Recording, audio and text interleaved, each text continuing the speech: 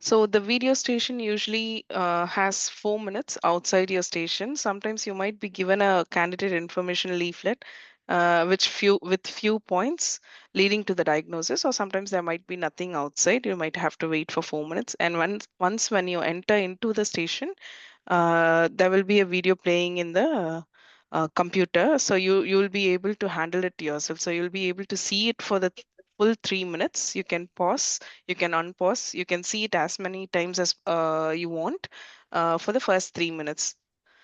And once the 3 minutes is completed, then you will face towards the examiner and they will be asking you a question. It is basically about asking what exactly did you see, what were the findings you saw in the video, and then you'll be asked sometimes asked about what will be the questions you might ask in the history, what will you observe in the examination, what are your differential diagnosis based on the video. That would be the main question. Try to give differential diagnosis, and if it is very particular you can then say among that. So order it in a way that the highest possibility comes first and then the least possibility comes downwards, and then you'll be asked.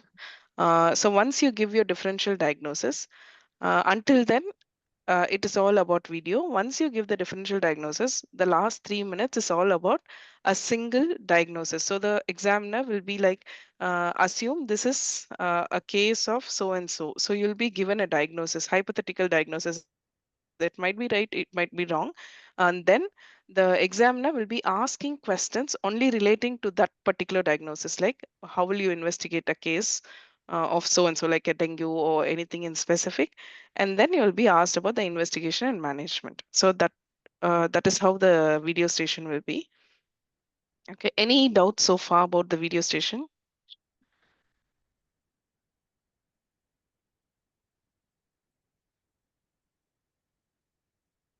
Okay, so Nitin, are you ready?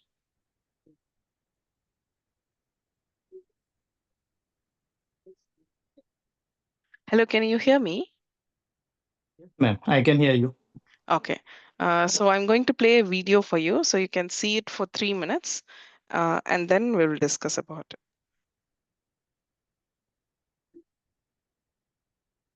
Can you see the screen?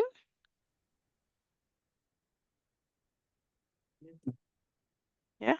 Okay. I think I'm not sure if your connection has a problem because it's intermittent. The voice is intermittent. Can you hear me well now? Yeah, much better. Okay. You're ready? Yeah. Okay, ma'am. Yeah, ma'am. Okay. I'm Okay. I'll give you 3 minutes to watch this.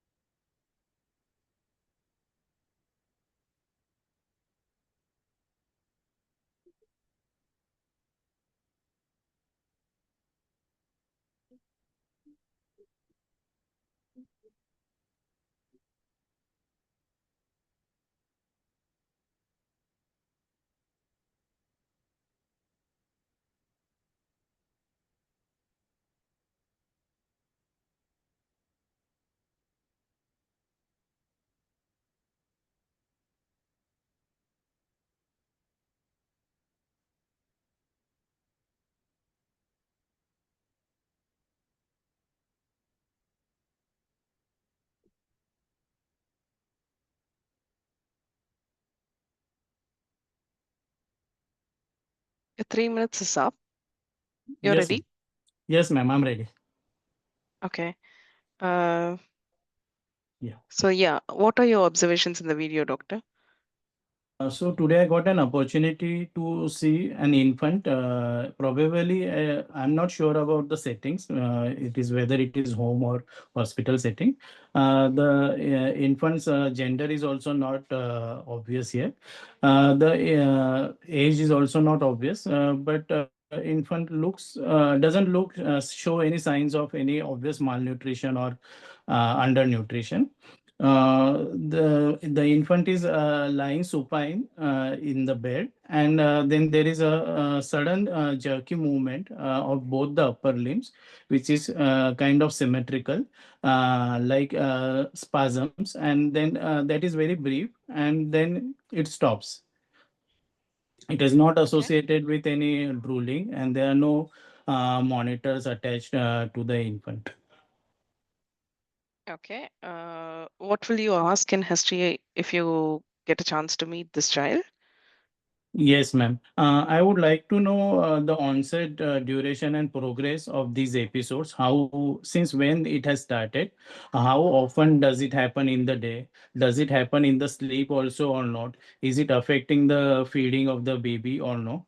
And then I would also like to know more about the baby's background information, like antenatally, if mother had any hypertension or any other problems during the antenatal period. How was the delivery? Did the baby cry immediately after the birth? Was there any resuscitation required, or was there any NICU stay? Also, I would like to check with the mother if there is any family history of seizures in the family. Okay. That is it. Okay. If you have to examine this child, what do you think you'll be able to find? Okay, I would examine the child right from head to toe, like measuring the head circumference and the other growth parameters, and plot them on the age appropriate charts. Then I would look for any neurocutaneous markers like cafe au lait spots, even hypopigmented ash leaf macules, or anything like that. And I would like to see, I would like to do the assessment of the vision and hearing formally in this baby.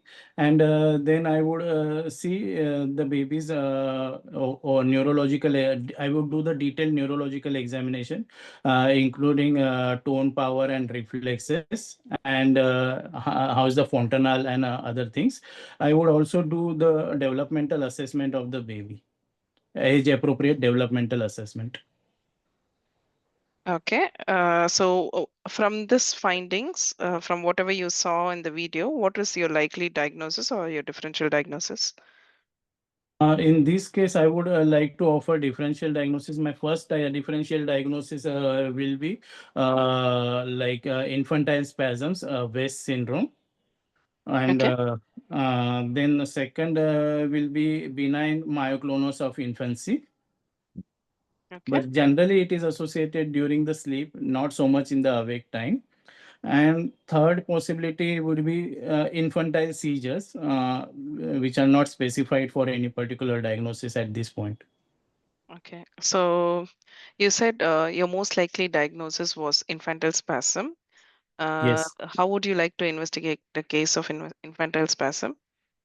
I would like to discuss this case with my consultant and involve the multidisciplinary team before going ahead with the investigation. But the basic investigations like blood parameters, metabolic parameters, including blood sugar, calcium, phosphorus, alkaline phosphatase, serum magnesium levels.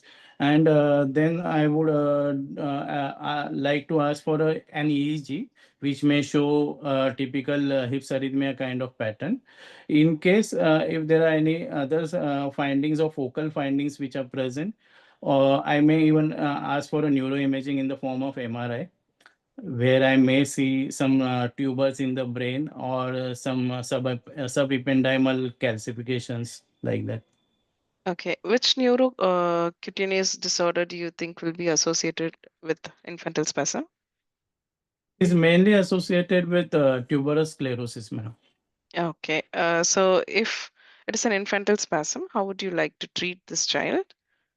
The treatment again involving the multidisciplinary team, the pediatric neurologist, developmental pediatrician, ophthalmologist, and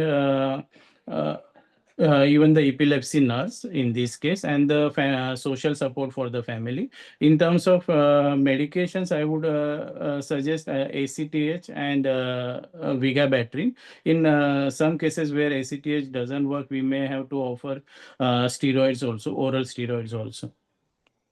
Okay. If the child has association with tuberous sclerosis, which drug are you likely to use? Vigabatrin. Okay. Yeah. Uh, so is there anything else other than this medication that might be chosen? Besides this, sometimes these seizures can be very difficult to manage with the regular pharmacotherapy. In that case, we may have to suggest other options also, like ketogenic diet, or sometimes even epilepsy surgery in the later life if the seizures are not amenable. Okay, time's up. Okay. Yeah. Okay, perfect. Thank you. Okay, Thank you, ma'am. thank you. Looks like you've seen this video quite a few times. Okay. Any doubts you had or any problem, or was it just the easy one that you have already seen? Ma'am, I had seen this video once before, so, Okay. so I was aware that basically the only thing is what are the other differentials that I can give here. Yeah. So I think this is very classic of infantile spasm by the way you describe. So here, when they ask for DD, or you can say the differential diagnosis of the causes more than the other, like it could be benign myoclonus or infantile seizures, which is very unlikely. Here, it is mostly infantile spasm or the West syndrome. So here, you can give DD in terms of saying like there could be prenatal causes. It is more like a causes. So it can Hmm. be associated with hydrocephalus, microcephaly. Tuberous sclerosis has strong associations. Sturge-Weaver syndrome has been noted. Sometimes children with Down's, ICARD, HIE. HIE is another. So any problem that affects the brain can cause this infantile spasm. Why is it important to know which exactly is causing infantile spasm? Is basically to know how the prognosis is going to be. Okay, so you can split this causes as either prenatal, perinatal, or postnatal. Okay, So ma'am. here the diagnosis would be infantile spasm or West syndrome. Give a couple of diagnoses, but this is very classical of infantile spasms. Okay, so people, any doubts from the people who are listening?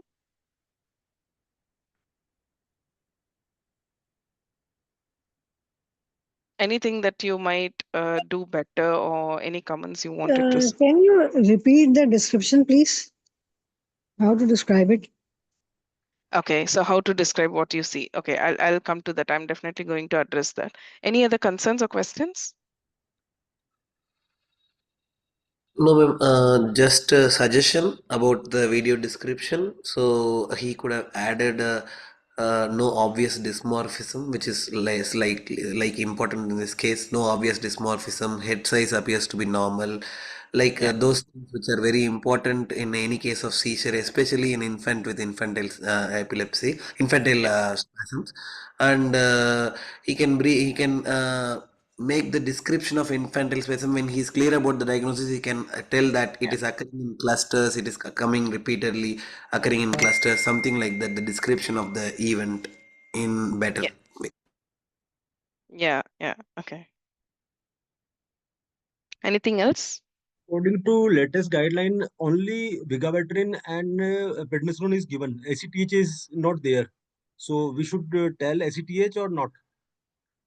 So is this the guideline? So if it is a 2025 25, to 26, 25. yeah, No then ACTH there. probably follow it. You can follow it. Yes, I follow the think even we guidelines. can ask about the neuroregression if at all the mother has noticed in the history. Yeah, yeah. So that those are all additional points. Yes.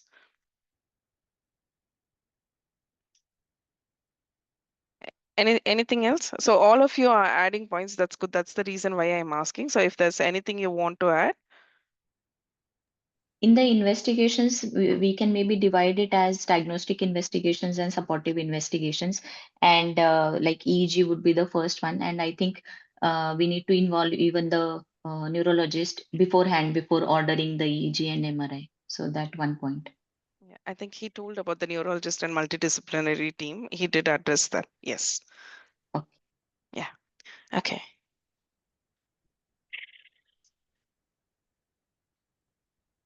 Okay, if there are no further questions, we'll go back to the video. So, somebody asked, like, how do we describe? So, that is very important in a video. See everything. He tried to do as much as possible. So, when you see this video, you can see it is an infant, definitely less than 1 year, who's around 4 to 7 months, I would say. Don't give exact age, say that it's an infant. That's the right way of doing. And if you can see if there is a hospital setting or a home setting. In this, it is not very clear. It's a white sheet. It might be hospital or somebody is video recording. Probably the carer who's taking care of the baby is video recording. So it could be either hospital or home setting.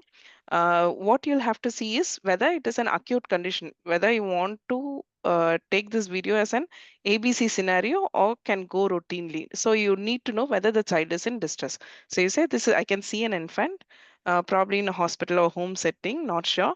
The child is not in distress.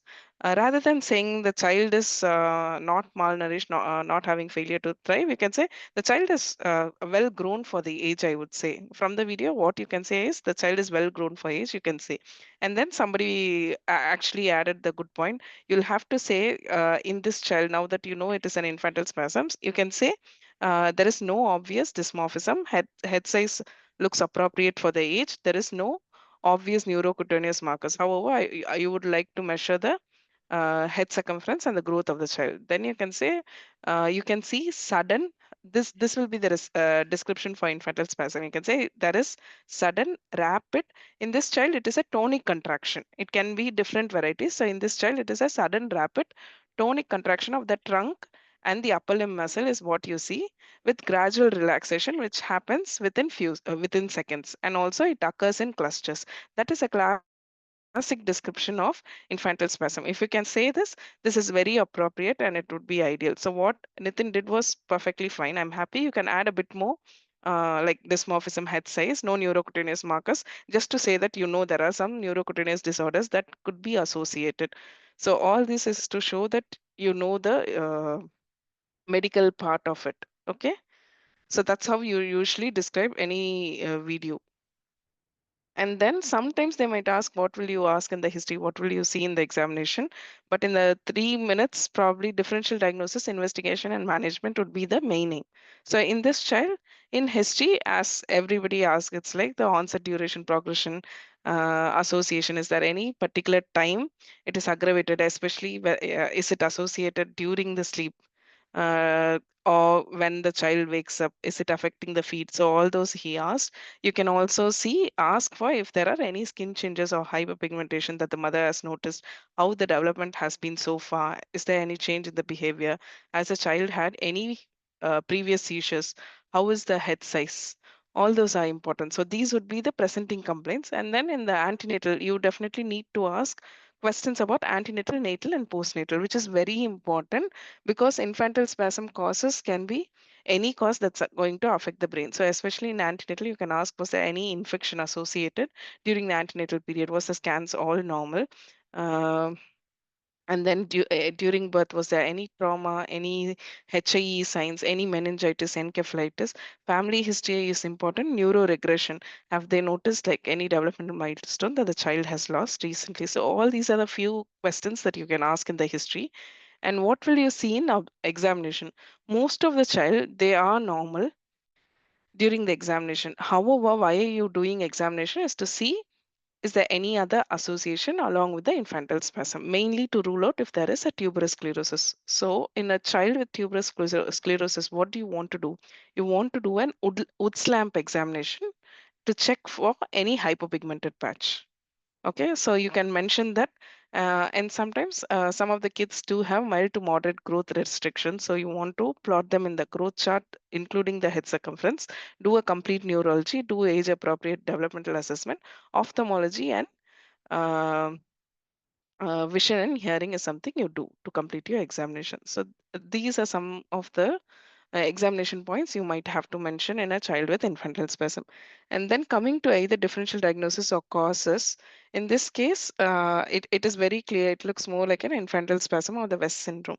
So you can say it can be associated either with the prenatal, uh, natal or postnatal causes. So prenatal can be either hydrocephalus, any microcephaly, Sturge Weber, turns, tuberous sclerosis, genetic condition like Down syndrome, any HIE, congenital infection, trauma. All these can cause infantile spasm. And then in the perinatal period, it could again be HIE or any meningitis, infection of the brain, encephalitis, meningitis, trauma, any intracranial causes of intracranial hemorrhage. And then postnatally, it can sometimes be pyridoxine deficiency. The other thing that is treatable is biotinidase deficiency. So you do rule out, and some of the metabolic causes like maple syrup urine disease, PKU, all those can be the causes of infantile spasm.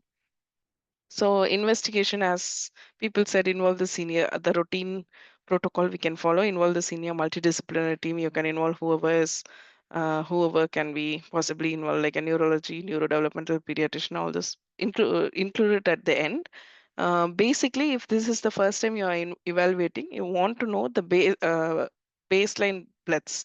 Like you will have to do a complete blood count, liver function test, renal function test, because you're going to start them on some medication. So you want to know the baseline glucose and also other causes of seizures. Like you might have to do a calcium, phosphate, magnesium, which we usually tend to do on all the kids who come with any type of seizures.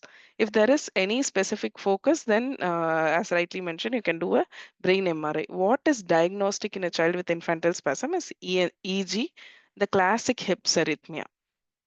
So that you should not miss.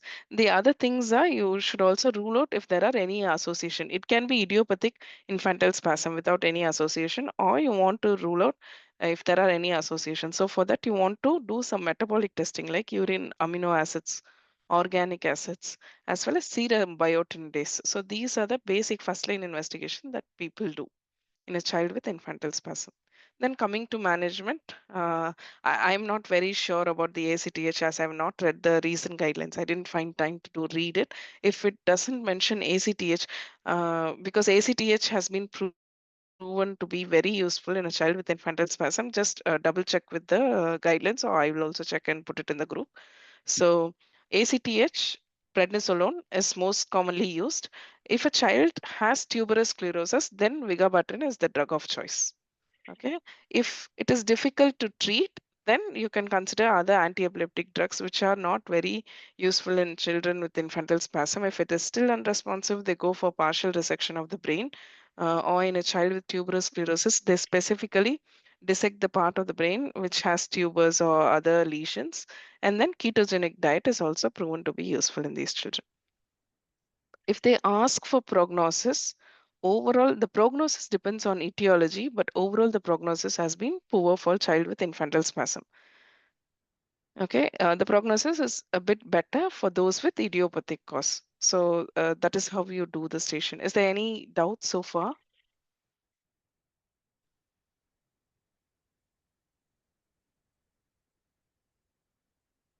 Okay.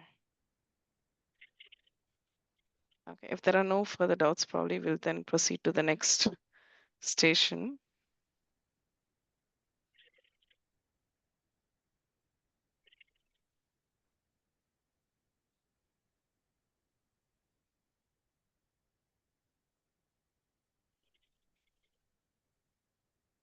I'm just looking through the chat. So somebody wanted to see the video again. This will be recorded and probably posted in the group.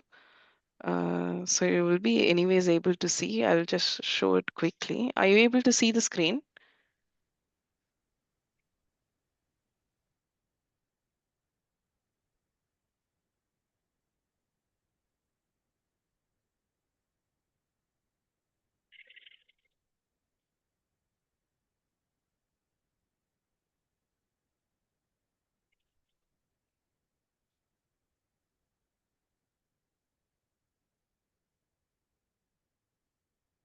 That was the video.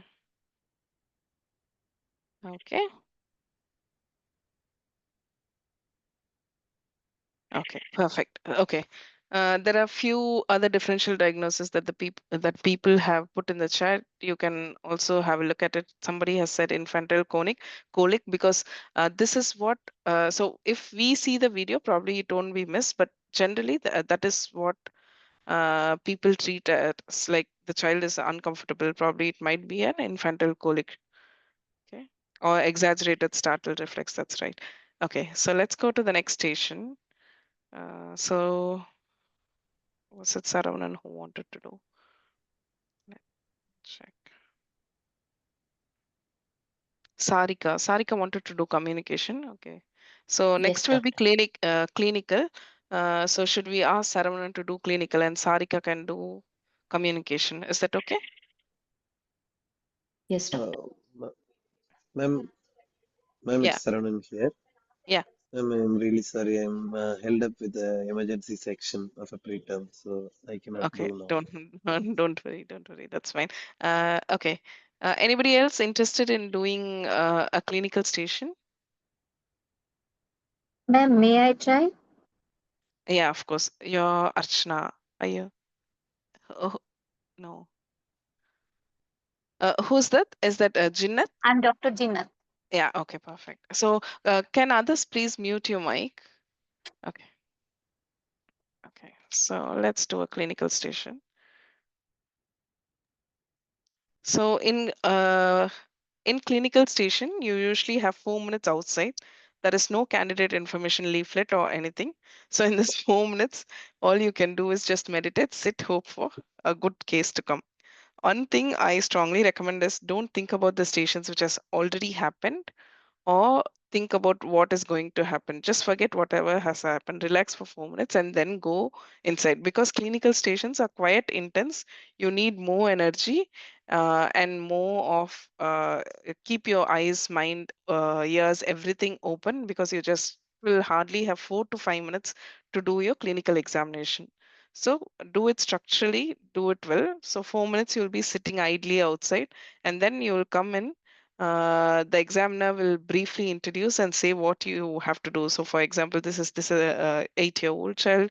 Do an abdominal examination or whatever CNS examination. Listen to the instruction carefully. So that would be the only instruction you'll listen to what you have to do. So listen to carefully, and then if you have any doubt, just clarify there rather than going around with the child and then not knowing what to do. So if you're not sure what he's saying, pause. You can spend 5 seconds more there rather than going to the child and doing something wrong. Okay, make sure you are clear about what the instruction is given and see exactly. So if it is a neurological examination, usually they don't ask an entire neurology. It would be upper limb, lower limb, or something like that. So see specifically what they want you to examine. So keep your eyes, mind, everything open in clinical station. You'll have to prove that you are able to do something in the 5 minutes and arrive at a diagnosis. It can be quite intense. Clinical station can be quite intense. Uh, Abdomen, CVS, all those are fine. As per the neurology, or some tricky cases can be there. And in the station, most of the times, in many exam centers, they keep the hand wash outside. So you can hand wash outside, like use your liquid outside, and then when you enter in, you can pretend like you are washing your hands. That will save time. Don't go inside, start looking for the hand rub, and then doing all this. That will waste your time. So just pretend as if you have washed your hands. Don't put your hands anywhere. Keep it close together with you. Listen to the instruction. Go direct to the child. Then introduce the child. Start your station. So you for this you'll have 4 minutes so that you can finish within 5 minutes. That would be ideal. And after 6 minutes, you'll come back to the examiner and discuss further. Okay. Am I audible? Yes, ma'am. Okay. Yeah, because my internet is unstable. Okay. So station.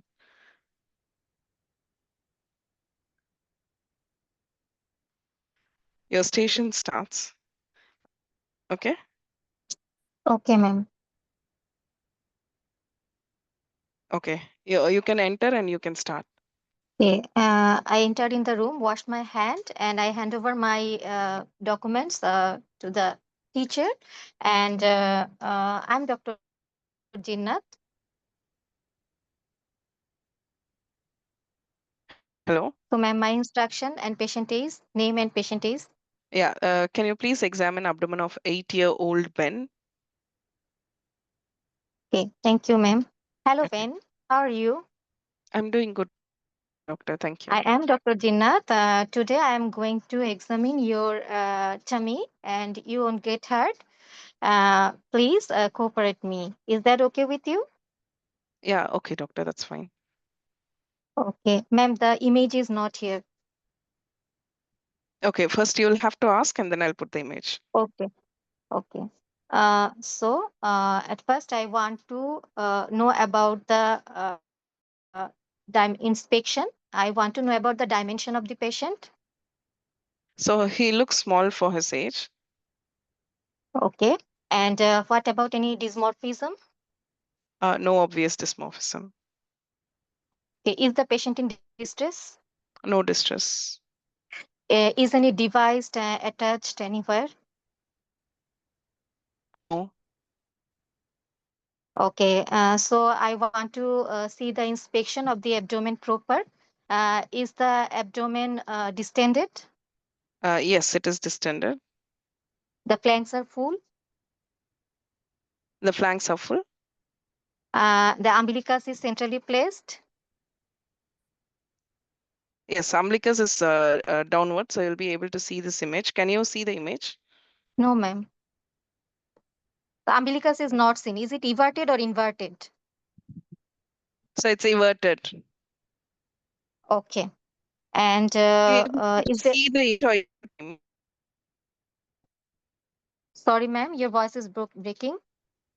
Okay. Are you able to see the image? I have paused your time, so I just wanted to make sure. Can you see the image of abdomen? Yes, ma'am. I can see the image, but umbilicus is not seen. I see some engorged vein here Okay, okay. You can over describe your the. inspection. I'm restarting your time. Yeah, continue. Okay. I see some engorged vein here, and I want to do. Uh, uh, and I also want to command the child to cough. I want to see the hernial orifice, cough reflex. Okay, there is no hernia. Okay. Thank you. And I just want to overall look of the skin of all over the body. Is there any PTG, purpura, or on any rash? No pirash. Okay. So I am now going for the uh, palpation.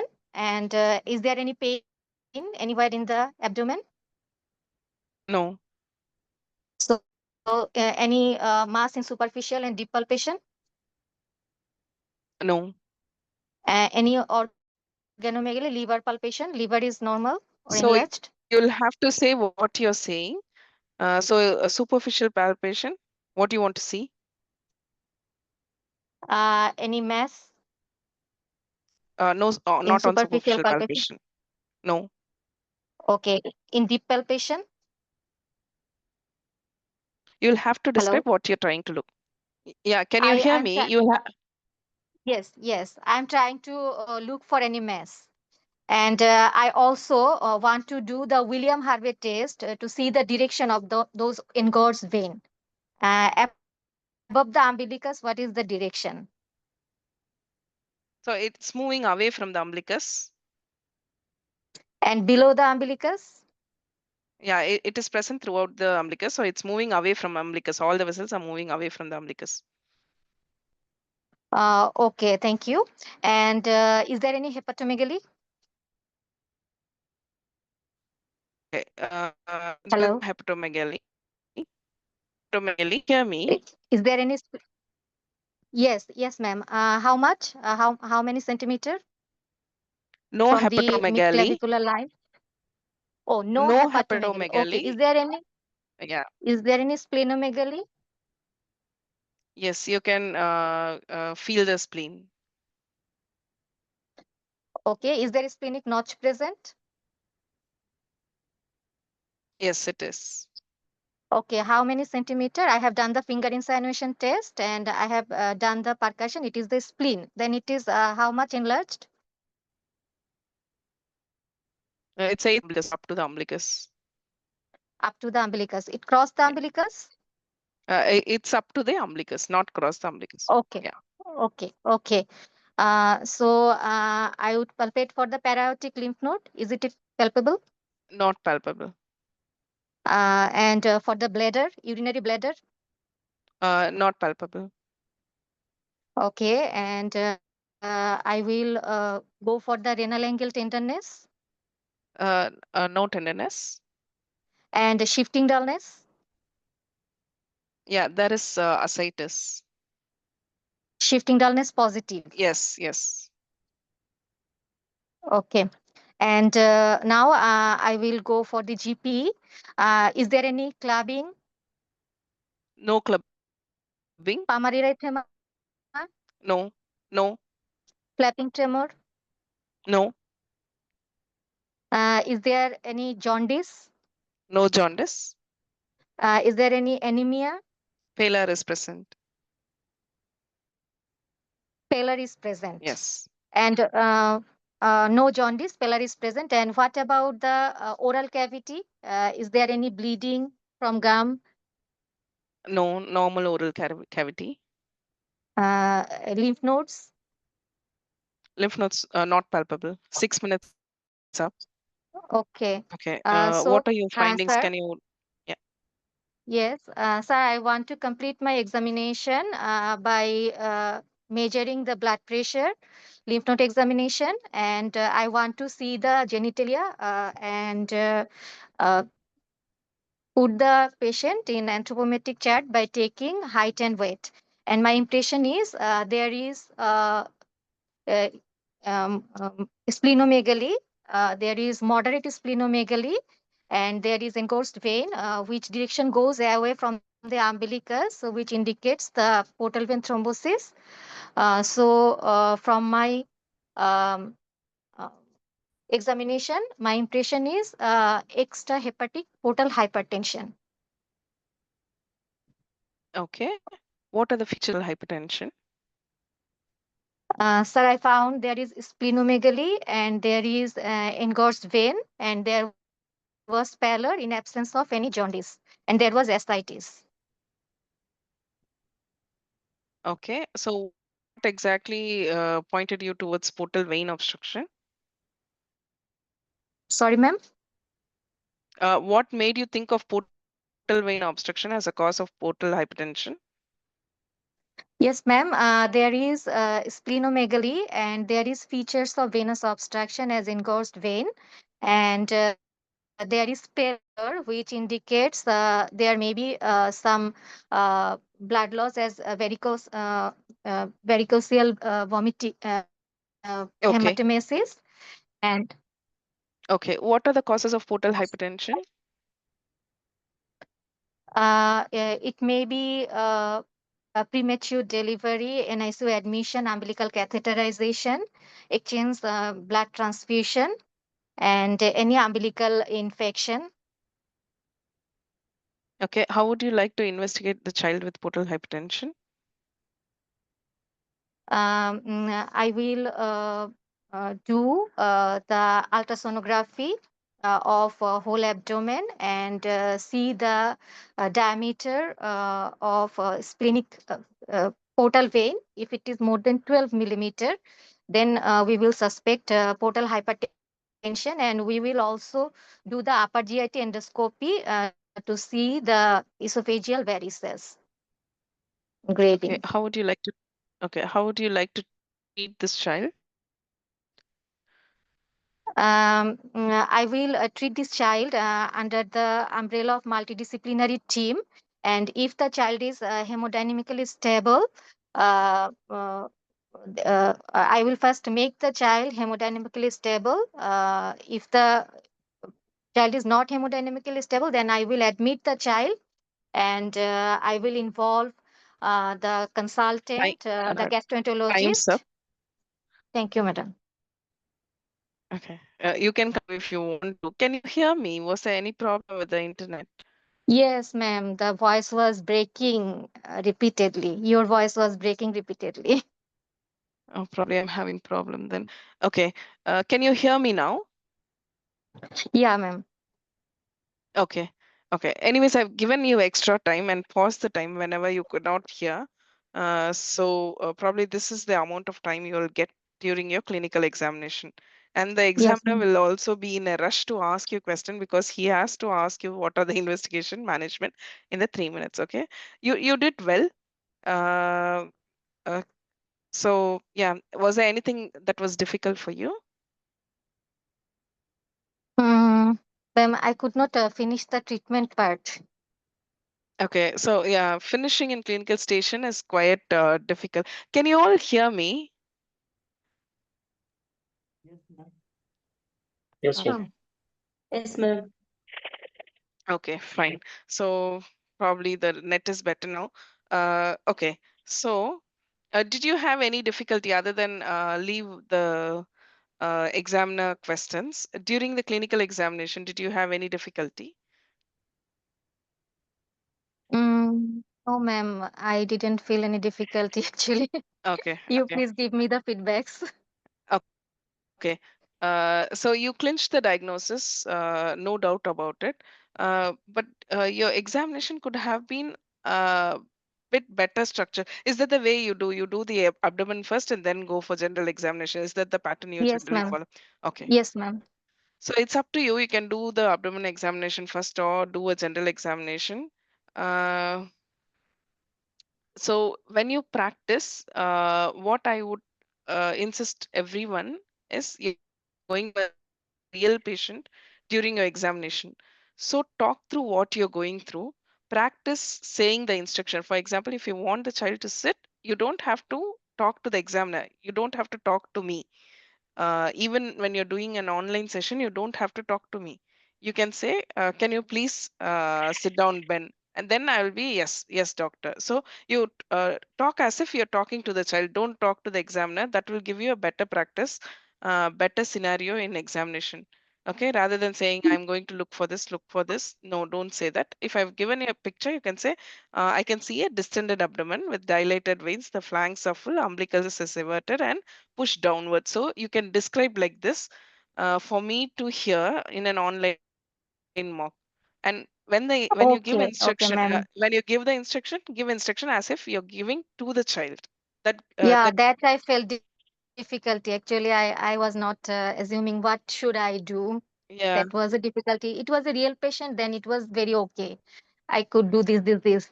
But yeah, in but mock, it is difficult, ma'am, because patient is not yeah, here. you will have to. Your patient is not here, so you will have to practice as if the child is there directly. You can use your pillow or whatever, but talk as if you talk to the child. That is the ideal way of even practicing an online mock, rather than asking. And you don't ask, is there hepatomegaly? Is there splenomegaly? You just say, I'm going to do superficial palpation to check for what do you do for superficial palpation, whether it is tender or warm or any superficial mass palpable. So you should say in superficial palpation, you're looking for tenderness or warmth. Only then I'll be able to say there is no tenderness or warmth. I want to see the technique as well because this is online mock. Doing clinical examination is quite difficult. You instruct and you say, like, I'm going to press your abdomen a bit deeply. If it hurts, kindly let me know. So these instructions should come very fluently. Only then it will be easy for your exams. Okay. Yes, ma'am. And Thank practice you. similarly. Can you take a deep breath? I want to check. So in this, it was a very classical case of portal hypertension. Likely. So what I asked you was, how did you clinch at the diagnosis of portal vein thrombosis? You said as a cause. So that was my question. Why did you say you can say portal hypertension because it is very classical. There is no hepatomegaly. There can be or there cannot be hepatomegaly.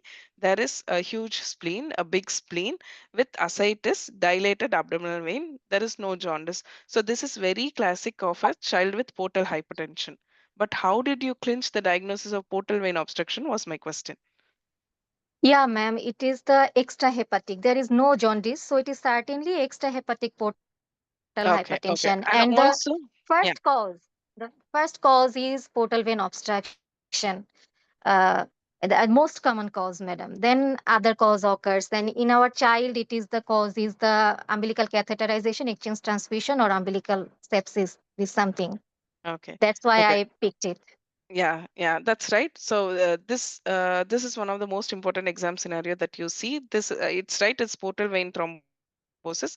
Everybody, please read about the vessels like caput medusae, the direction of the flow in caput medusae away from umbilicus towards the umbilicus, or the upper half going above, lower half going down. So all those will be clinching at the diagnosis as well. Other than the point that she said, intrahepatic might usually affect the liver, isn't it? You'll be seeing signs of liver cell failure or jaundice, but in prehepatic, the liver is still not. Liver is still preserved. So in that case, it could be portal vein thrombosis, which is the most common cause, and the direction of flow also helps you clinch the diagnosis. Okay, so Yes, here ma'am. you can say portal hypertension, and then when I ask you for what are the causes of portal hypertension, you will have to say, I asked you for causes of portal hypertension and not for portal vein thrombosis. You can split yourself into prehepatic, intrahepatic, and posthepatic. Okay. Okay, And ma'am. then say, I think you mentioned about the causes of what caused portal vein thrombosis, but when I ask about portal hypertension, listen to the question and then say it is prehepatic, intrahepatic, or posthepatic. I'm sure most of you will know the causes. Please read through the causes as well. Okay. And then Yes, ma'am. investigation. So investigation, what would you like to do in investigation? Ultrasonography and upper GI endoscopy. And the supporting Yeah, investigation also, we should do the CBC, see the yeah, hemoglobin level, yeah. You should. Why do and you the do liver function CBs? test as well. Yeah, why do you do CBC? So this is for people who are listening. Some of you might be new, so I'm trying to break down and make it simpler and give a bit more detail. Okay, so investigation, you do CBC. Why do you want to do CBC? Because in this child with portal hypertension, there is massive spleen. And these kids tend to have hypersplenism eventually, where they will be manifested with pancytopenia. Okay, and then you want to check for the liver function test to see if it is intrahepatic, if the liver is affected. You do serum albumin as well, coagulation. All these is to check how far the liver is affected. And then you can also do renal function test, because if it's severe, sometimes they have hepatorenal syndrome. Renal syndrome. Yes, ma'am. Yeah, and in a child with ascites, you do the ascitic fluid analysis as well to see if it is a transudate or exudate. And then in this child, uh, you do an ultrasound abdomen with Doppler, because you want to know the vessels, measure the pressure. So as she rightly said, portal hypertension, it's more than so 12 millimeter. 12 millimeter mercury. So that is the pressure they're talking about. Normally it's less than 7. And then if they want to do some procedure, sometimes they go in for CT venogram. Endoscopy is done. Why do they do endoscopy? Variceal bleed to see the Yeah. varices. Yeah. So portal hypertension, what is the complication of portal hypertension? Mainly it is all about varices. It can be upper esophageal varices can be there, hemorrhoids can be there. So varices are the main problem with portal hypertension. So in treatment, you can talk about so the aim of the treatment is basically to prevent complication. You're not going to do anything. So basically, it's to prevent the variceal bleeding and do treatment to prevent further bleeding. So you do upper GI scopy, banding, sclerotherapy, give proton pump inhibitors. All these are to prevent the complication of portal hypertension for the esophageal varices. For this child, because this child is malnourished, you want to involve the dietitian to make sure they get enough calories and adequate protein. The protein should not be too high, tending them to hepatic encephalopathy, but it should be adequate enough for them to grow. And also, they need vitamin supplements, mineral, fatty acids. And then, most important is to prevent constipation, they'll have to have adequate fiber, vegetables, and all those things. If the child has severe ascites, you treat the ascites. You do salt water restriction, and then if they want, sometimes they give diuretics, paracentesis can be done if it is a severe ascites. And what are the complication of this? Spontaneous bacterial peritonitis. Yeah, so that is for ascites. In a child with ascites, if they have abdominal pain, you should suspect a peritonitis. That is one of the complication. What are the complication of portal hypertension? Varices, then the caput medusae, then the melena. Yeah, so they can have acute bleeding in any way. So any of the varices can burst and have acute bleeding. So you should be able to manage an acute bleeding. The other thing to focus is encephalopathy as well. Okay. Yes, So ma'am. also read about how to treat a child with liver encephalopathy, hepatic encephalopathy, and what would you do in case of acute severe bleeding. So that might sometimes be asked. What are the red flags in a child with portal hypertension? What would you, so if you meet children, so these are all theory just for you to know. What would you say to a parent who has a child with portal hypertension? What would you ask them to look for? Is there any change in sleepiness or behavior?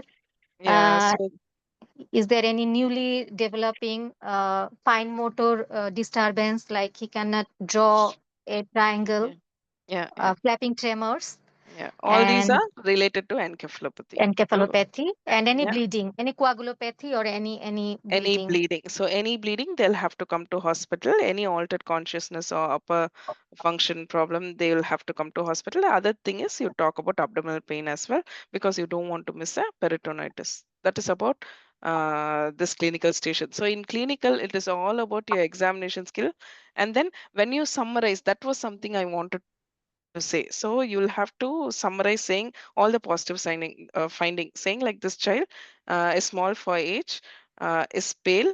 There is no signs of liver cell failure. You can see a caput medusa with a massive splenomegaly and ascites. You'll have to say this, okay?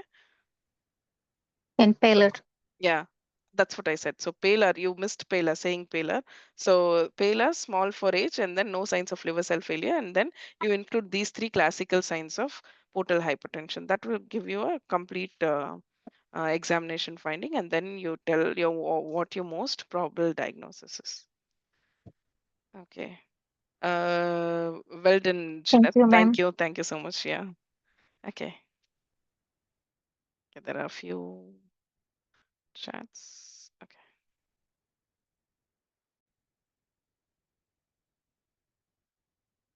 Bleeding ascites and encephalopathy complication. Okay. Fine. So if there are no further questions, we'll go to the final station. Ma'am, I have to ask one question. Yeah. Ma'am, can we speak what we are observing on general physical examination side by side to the examiner? So if you are comfortable doing that, you can do it. But when you examine, the examiner will be sitting at a different position, but he will be looking at your examination technique and structure. If you verbalize, it's okay Yes, because ma'am. sometimes you think you might miss while summarizing, but he'll get a Yes. clue of what you have already found. That is one way of seeing it. The other way is in some stations, you might not be clear about your diagnosis until you finish your examination, especially during the cardiovascular stations. Sometimes you might not be sure whether the JVP is raised. Are you seeing the apex beat in the fifth intercostal space, or in that tension or in that anxiety, you will miss. So when you start talking, if you disrupt the flow in between, it will also look like you are stuck with the examination. But if you don't talk, you can actually complete the examination, but make sure you tell all the positive findings. If you can clinch the positive findings and summarize during the when you talk to examiner, that's better. But if you're comfortable in verbalizing everything, you can do that way as well. Some of them get annoyed, and I've seen examiners also saying, please don't tell, just do your examination. That can also happen. Okay, okay, ma'am. Okay, pick your own style. Do you get what I'm trying to say? Yes, ma'am. That it depends actually. How what type of cases? Yeah, it depends. So if it is obvious, for example, in this child, the abdomen is obviously distended, so I can see a distended. You can verbalize, but if it is a cardiovascular station, sometimes that might be against you as well because you're not sure whether S1 is heard, S2 is heard, whether you hear some murmur. So sometimes you need a combination of signs and symptoms to arrive at a diagnosis. But if you start to verbalize very early, it might be difficult for you to go through the station. So that is what I'm trying to say. But you can choose your own style. Okay, ma'am. Thank you, ma'am. No problem.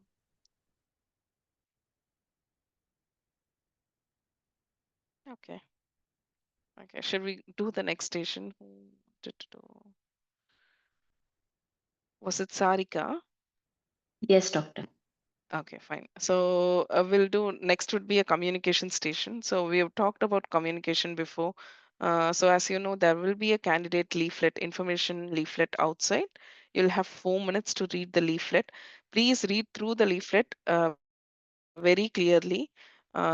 Pick up at instruction, which is very important, especially the name, the age of the child, and what is the task. Sometimes the task is given separately. You might be given lots of background information. Check what you'll have to know from the information. Get as much as information. That is the only information available. You can't ask history in a communication station. So you'll have to gather your information from the background information given in the leaflet, in the candidate information sheet. So once you get the information, then look at the task and stick on to the task. Don't jump into history taking, or don't do some other task, whatever is asked. So if you are asked to deliver an information, make sure you deliver that information rather than talking about something else related to it. Okay, so look at the task, read the candidate information sheet, use the 4 minutes wisely. You can note down certain points, what you want, to make sure that you communicate all these points. So in some of the stations, we might have few points that we definitely don't want to miss. So you can note down those points, note down the name, the age of the patient as well in your notes. So that will help, and stick to the task. So you'll have 4 minutes outside reading this, and once you enter the station, all the 9 minutes is going to be with the role player here. Uh, and there will be a warning bell at 6 minutes to indicate 3 minutes is left. Make sure you summarize. I'm sure everybody knows about the template that we have discussed before. So have your own template, and uh, make sure you start with introduction, build a good rapport, give few sentences to show you're sympathetic, empathetic, you're actively listening. Anything the role player says, listen to it, acknowledge and reply to it, rather than being in a rush to just deliver the information. That will not look good on you when you do a communication. So communication should be two-way. Try and do it in a two-way. In some of the situation, it is difficult. The role player doesn't want to yield or listen to you. In that case, still you talk in a single sentence, look at their reaction, acknowledge even non-verbal cues, acknowledge them, and then probably they will get talking to you. So in each station, it's different. Okay. Okay. Today's station.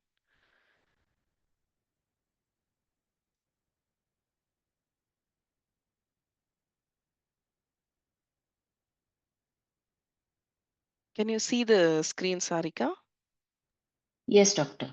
Okay, that's your station. I'll give you 4 minutes, but if you finish early, let me know. No problem.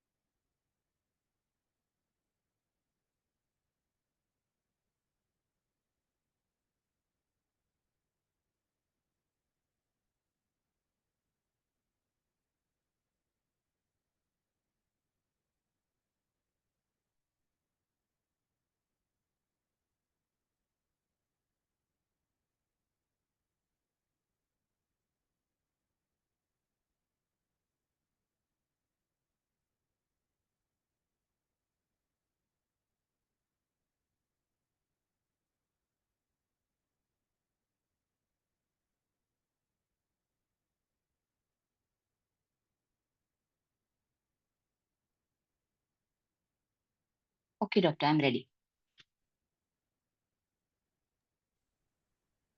Okay. You can Yeah. start. You can start. Um, Hello, I'm Dr. Sarika, one of the children's doctor working here. Am I talking to Mrs. Helen, mother of Tony? Yes, that's right, doctor. Okay. Mrs. Helen, is this the right time to talk? Oh, yes, doctor. That's perfect. Okay. Mrs. Helen, I have made this arrangement for us to have a word together today. Would you like anybody else to join us today? No, doctor. It's only me with him today. Okay. Mrs. Helen, I understand that I have seen Tony, and we know that he has been suffering with this off color, and he had this fever, and he had the headache, right?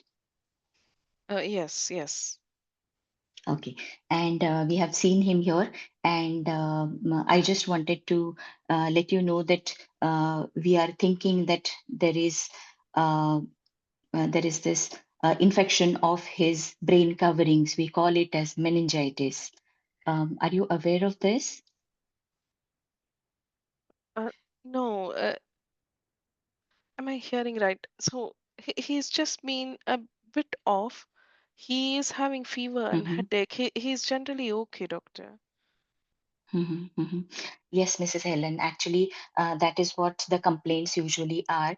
So, like they usually have the headache and the fever for initial few days, and they might go off color.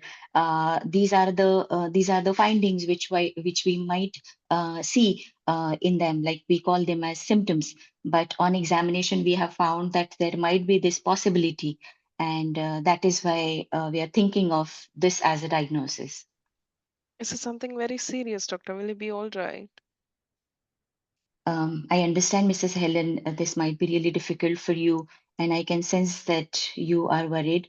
But let me tell you that this is just a suspicion of the meningitis that it might be there, and we really want to confirm this that it is there so that we can start the treatment accordingly. Are you with me? Oh, yes, yes. Yes, Okay, doctor. so What are you going to do?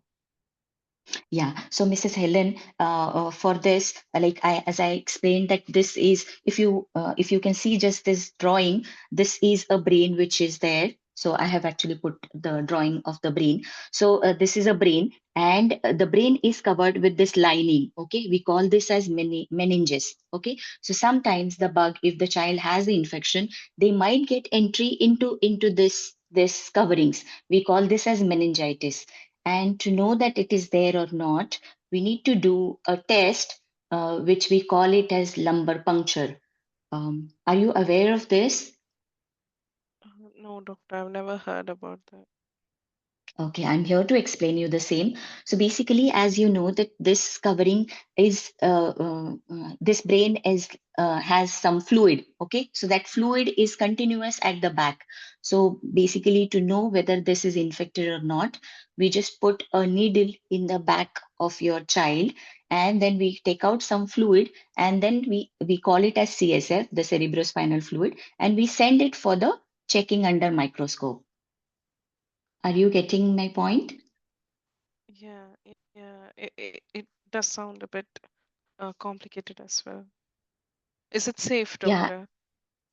I understand, Mrs. Helen, as this is the first time you must be hearing. It may sound a bit difficult. Uh, uh, Yes, it is that way a simple procedure which is done in the procedure room. We take all the precautions. We sterilize the area, and we make him comfortable. We give him some pain relief medicines also, and we do it with the smallest needle which is possible. So it is done by the experts. So it is that way a safe procedure. So is it done by somebody who does that? Is that a routine procedure?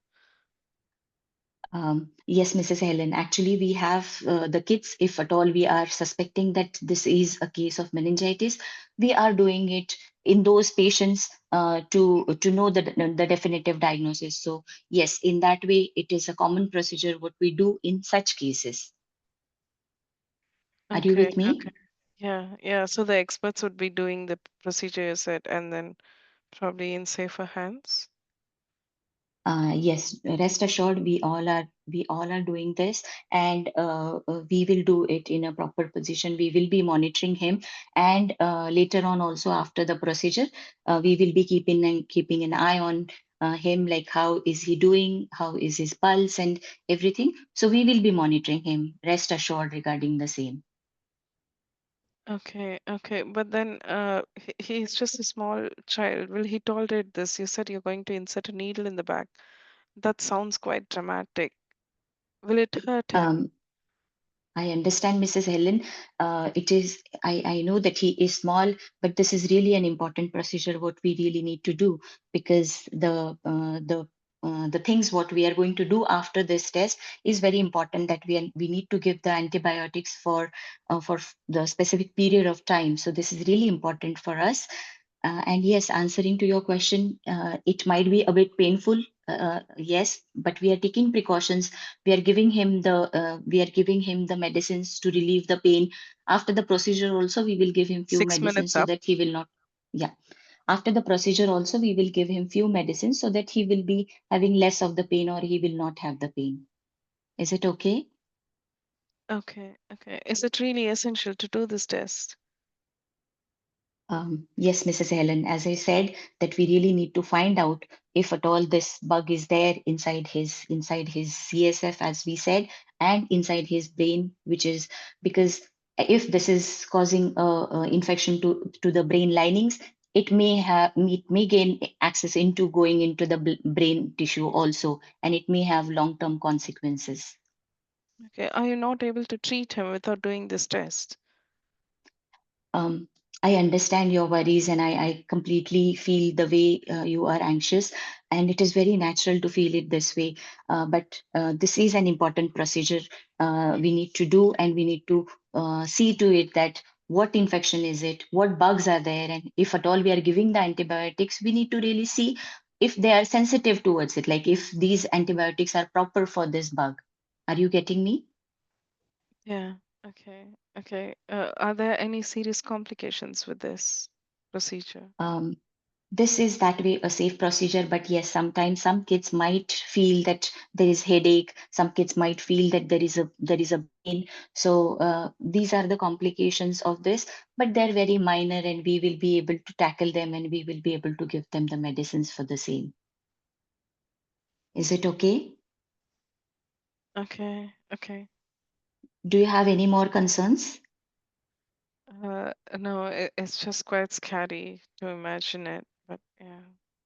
I understand, Mrs. Helen. Maybe I can just show you a few leaflets. I can show you a few videos how we are going to do it, so that you will be able to understand what exactly we are going to do and how is it going to be done, so that you will have more confidence into it.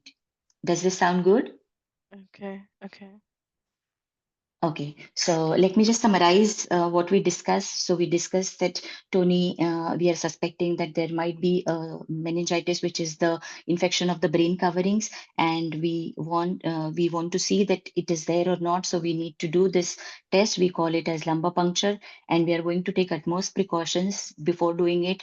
After in the procedure also, and after the procedure also, we are going to monitor Tony. Is it fine? Okay, doctor. Okay, so if you want, I can just give you a few leaflets, and I can just refer you to the website, which you can just go through it. And if you have any more queries, I'm here to answer your queries. Is that Oh, better? yeah, that sounds much better. Thank you. Okay, thank you, Mrs. Helen. 9 minutes up. Yeah. Perfect. Okay, how did it go? How did you feel? Any difficulties? I I don't know, but I was talking, but all the adrenaline rush was there. Yeah. I don't know how did it go. Okay. You did it really well. So you have good communications style. It's just a couple of things that you can tweak to make it much better. So overall, it was a very good station, I would say. Yeah. Was there any particular difficulty you had giving the information, or was it just the Um, adrenaline rush that? no, I think I draw also, like I could not show you, but then Sure, I yeah, drew that's fine. the drawing on my paper. So maybe that also I said, and I don't know if at all she was convinced or not, or what complications she wanted more to ask. So maybe I was a bit stuck over Okay. there. Okay, okay. So yeah, overall you did well. There was bit of like you picked up the clues, you picked up the worries, you made sure you're reassured, and then you talked through the procedure. That is the right way to do things. So you did all those things. Um, yeah, everything was fine. Only thing I would say is, when talking to a patient, first introduce yourself. Mm-hmm, But before you introduce what you're going to talk, or if you're going to talk something new, for example, lumbar puncture, not mm-hmm, many people might know. Not like a blood test or the scans that people generally know. Lumbar yeah. puncture might be different. So when you introduce a new topic, Mm-hmm, try to stay calm and mm-hmm, ask the mother, because this child has been admitted for some issues. So only that probably mother knows. Mother might not even know about the diagnosis. First, you should ask mother, how mm-hmm. much do you understand? So I understand that Tony has been admitted in our hospital because he's been Okay. unwell. Has anybody informed you or updated you so far? So ask her to first know how Mm-hmm, much she knows about the condition. Let her tell that he had fever, he was not doing well, he had headache, and that's why he was mm-hmm, admitted. Then you can say, exactly, that's right. Those are the symptoms he was admitted with, but we think that he might have meningitis. And then you explain, probably that will make sense. mm-hmm, Rather than, mm-hmm. I Yeah, think yeah. you Correct. said yourself, like he was admitted, he was off color, he was fever, headache. Probably she's listening, but Yeah. suddenly when you tell about meningitis, it is going to be a shock. So bring her into the conversation, ask her background, ac- uh, Okay. understand how much she knows about the child, isn't it? For any consent, for any procedure you want to do, you need to take a consent, but you should make sure that she understand why the consent is taken. So, for example, in this case, ask her the background and then say, yes, these are the symptoms. We suspect this might be meningitis. We want to confirm it by doing a procedure. And I am here today to talk to you about the procedure and take the consent. Make very clear what Okay. your task is to. Okay. Okay. Okay, Fine. in that way, you'll be very clear. Otherwise, in active communication, you did very well. So just continue the same, but the introduction of task could be a bit Introduction. better so that the mother is not in a shock. That will take time, isn't it? It will take 2 minutes for you to convince her. Once she gets very anxious, it might be difficult to convince her. But if you take her Mm-hmm. along with you, it might be a bit easier. Yeah. Yeah, opening batsman, I think I'm bad. The opening things is a bit difficult for me. Later on it goes well, but the opening thing, the only one question in this, like this scenario was a short scenario, like it was only Yes. one line. But sometimes it happens like it is a very big scenario, and say like if the child is preterm and the child is admitted for long, if in that case, if I ask the mother that how far do you know about the child, will it No. not happen like she will eat Yeah, two she will keep. minutes? Yes, yes. So, so you'll have to modify. This is a concern situation, so I want you to introduce like that so that it is easier, isn't it? But if Mhm. it is a long course, then probably you can give. So, for example, this child Summarize. yeah, yeah. So you can say like, I understand that so and so has been with us for quite a long time, and then you Yeah. say, has anybody discussed? So you don't have to Okay. go, he was ventilated. If you ask the mother, probably she's going to say all those things. So you don't want to hear Correct. all those things. So in that situation, you can summarize yourself, say just what is needed, and then say why you're here. So always give an heading of why you're here. For example, here you didn't say you're here to consent for the procedure. You said you Yes. want. Do you Yeah. understand? It does make a Correct. huge difference when you talk. It makes a huge difference. Okay. Okay, Okay. this is Fine. a very, Sure. very simple scenario. You did beautifully. So I have no concerns at all with your communication style. Probably you'll get very good marks. If you introduce better, you'll gain that 1 minute even more extra so that it will give you more time or be at Sure. leisure to talk through, because there were few more bits that you can talk through. Otherwise, I'm happy with whatever. the thing was. The only thing is, also concentrate on active for you. This comment is for you. Okay, so check the background. Mm-hmm. That was one thing I wanted to say, how to introduce. And the other thing is, when she says some consent, so I think I asked you, is it a safe procedure? In that, so Correct. for that, my reply was, you explain the procedure rather than Okay. reassuring me. So in Okay. most of the Okay. times Fine. you tell me, but make sure you actively listen and address the concern and then move back to your topic. And then I asked you, is it painful? Because I am very much worried. He's just 5 years. He is going to be anxious. If Mm-hmm. anybody holds, he is going to be agitated and Mm-hmm. anxious. For that, how can you reassure? You can say that we'll be giving him killers. We'll be giving him Mm-hmm. some local numbing agents as well, so that he won't feel pain during the procedure, and even after 1 or 2 hours, that might help with his pain. And if he's very anxious, Okay. sometimes we give him a medication which will keep him calm. So you do give them some sedatives sometimes to Yeah. keep them when they are very small, because otherwise they are not going to be very cooperative and the procedure can fail. So you can say this, and that will put their Yeah. mind to rest. Okay, any complication, don't fear to talk about complication. Say what the complication is, and always say what you're going to do for the complication. Always make sure you talk about both. Say, it is painful, we are going to give you painkillers, this can be done and that can be sorted. The procedure Mm-hmm. can cause some headache. That is something expected, but we will be able to give him painkiller, and he might have to rest in the back Mm-hmm. for 2 hours. Maintaining adequate hydration, all those will help with headache. So if you say he's going to have pain, headache, the bleeding, swelling, that is Mm-hmm. scary. Rather than saying he has pain, we are going to do this. If he has headache, he is going to. Mm-hmm. So in that way, if you address, it is more reassuring to anybody who concerns for a procedure. So those were Yeah, the so couple that of. means if she asked me that is it a safe procedure, I thought that it is, I'm supposed to answer her emotional part, or I'm supposed to explain her how are we going to do it, like the way we are going to hold the baby, the way we are going to put the needle like this. So safe means, is it safe for, like, for example, is it going to have too many complication or too many side effects? That is what they mean by safe, isn't it? So how can you answer that? You can say that this is a routine procedure we actually do for Okay. kids whom we suspect brain infection. It is not very uncommon. We Hmm. do it routinely, isn't it? Yes. Procedure, we but most of the time there are not much side effects. Said so, any procedure has few side effects. So and then you can say these are the side effects, and I'm going to address it like this. Okay. Fine. So it's overall procedure. You have to give them all the information before you take a consent.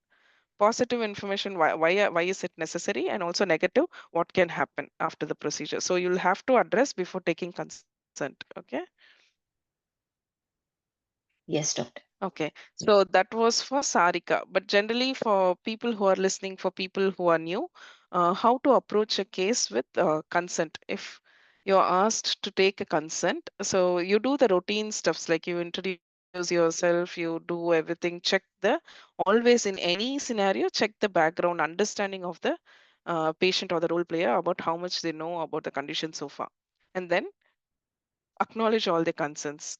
For consent in particular, you'll have to explain what is the diagnosis and why exactly, what is the indication for this procedure in this child. So that is something you'll have to definitely talk about in a consent situation. So explain the need for procedure or the indication. And then once you explain, you should say how is it done? What is the procedure? For example, in lumbar puncture, you're going to put them in a lateral position, ask them to pull their knees towards their chest, and then insert a small needle through the back. So in the all these situation, illustration is a very good way. That's what she did. So she tried to draw and show what exactly the diagnosis is and how the procedure is done. So once you explain the procedure, you'll have to say why is it done. So indication is done. How is it done? Why is it done? In this case, you want to know what exactly is causing this. Why is it helpful? You want to know which bug is causing it, so that you can direct your treatment towards specifically to the bug, so that it is more effective. And also you will be able to analyze how long the duration has to be. Well, is there any other specific complication with specific bugs that can occur? So this is what you want to know from the procedure. But any procedure will have its own risk and side effects. You should always address this.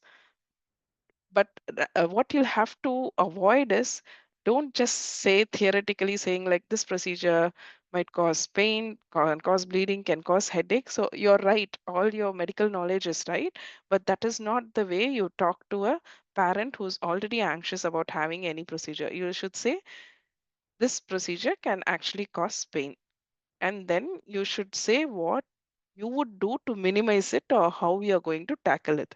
So address those complications and also say what you're going to do. And if there are certain situations where these particular procedure can be avoided or there are alternatives, you can talk about that as well. Okay, for example, in this situation, you can say like the procedure is usually a short procedure. We will be able to finish. How would you describe this procedure? Is we'll be able to finish it within 15-20 minutes if it is straightforward. It is a blind procedure. We'll position him in a side lying with knees pulled up to his chest, and then we'll do it in a sterile way. Give some local numbing medication so that he doesn't feel pain much. And sometimes he is given to relax and stay still. Once his position will be inserting a thin needle through his lower back. He will be able to feel the pressure. It might be slightly discomfort. And we will try and collect the fluid in small tubes and send it for analysis. And why do you do this? Because you want to isolate the organism tuberculosis, and also help you with using the right antibiotic to determine how long you need this treatment for. After the procedure is done, we highly recommend him to lie flat for 1 to 2 hours, rest adequately at least for a day, drink adequate fluid, and lie on his back. If he has any pain, we'll be able to give him some painkillers. He should try to avoid play sports until he feels well in himself. And then you also address about the side effects. What are the side effects of this procedure? One thing you'll have to say in cannulation or in lumbar puncture is the procedure in itself can fail. Sometimes you might have to attend a couple of times before you get the samples. You'll have to say that we might fail the procedure. In that case, we will involve uh, a senior person or the other person who might be able to tell you what you're going to do for pain. Headache we already addressed. Swelling and bleeding, which is transient, and because we apply the dressing, probably it will be taken care of. So that is how you do a consent stations. Okay. Make sure you reassure, and finally you summarize about what you spoke to and what decision has been taken in terms of the consent. In some cases, the parents would be completely against whatever you say. They will not want the procedure to be done. Even in that case, you summarize saying what you have spoken and what the decision was, and then say what you're going to do. Probably I might ask my senior to come and talk to you. He'll be in a better position to talk to you, so you can say what you have decided. That should be your end of the station. Okay, any questions so far?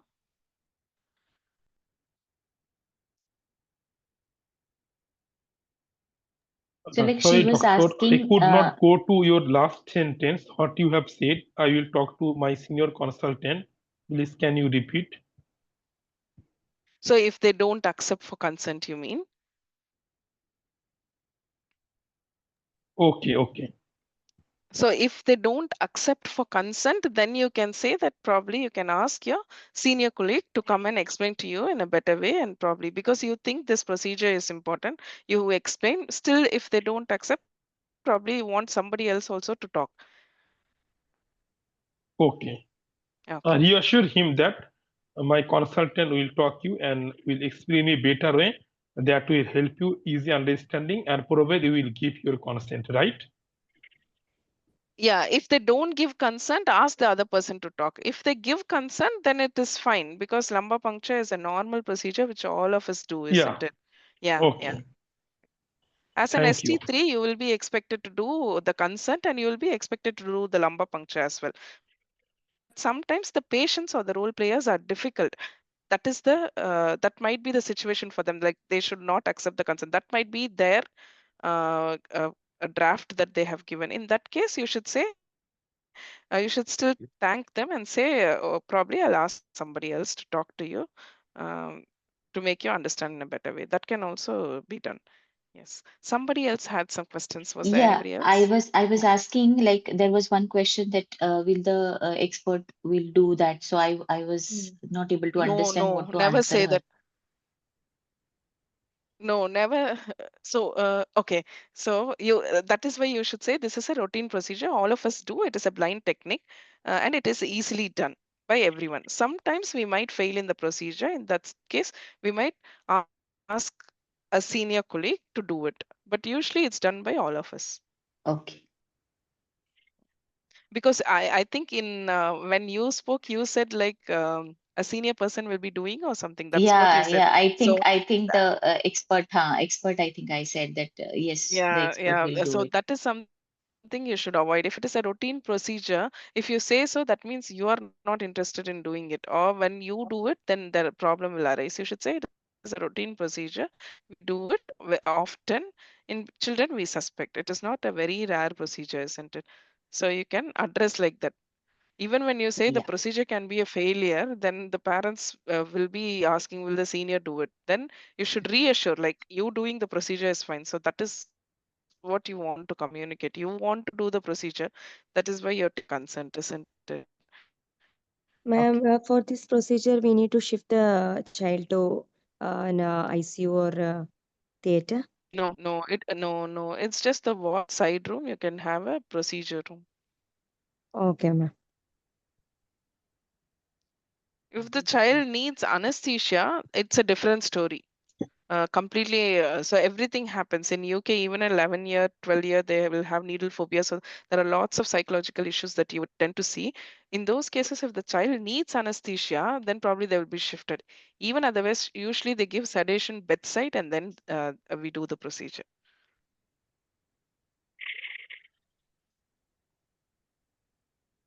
What if the patient demands that this should be done by the senior from the beginning only? Why do you want to try on my baby first? So you can say, so whoever does it is going to be a blind procedure, whether it's senior or junior, and we are trained for this. So you should be able to stand for yourself. You should say, we are actually trained for this. It is safe for us to do. So that is routinely done. So that is what you're going to say. They won't directly come. So for example, when Sarika said it will be done by an expert, that is when I picked up her clue and said like, so oh, you're sure the senior person will be doing. So always talk what is going to happen rather than making sure you're safe.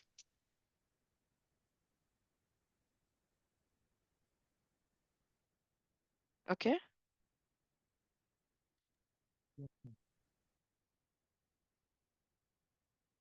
Any further questions? Okay, perfect. If there are no further questions, probably we'll come to the end of session today. It's exactly 11:30, as I hope. So we finished three scenarios. Uh, yeah, just an overview of what we generally do. Thank you for participating. It was wonderful. All three of you did very well. Keep practicing, and probably if you get time, for people who are not going for exam now, so you can start reading or updating yourself with the new guidelines. That might help when you go for exams. Okay. Thank you so much. See you all.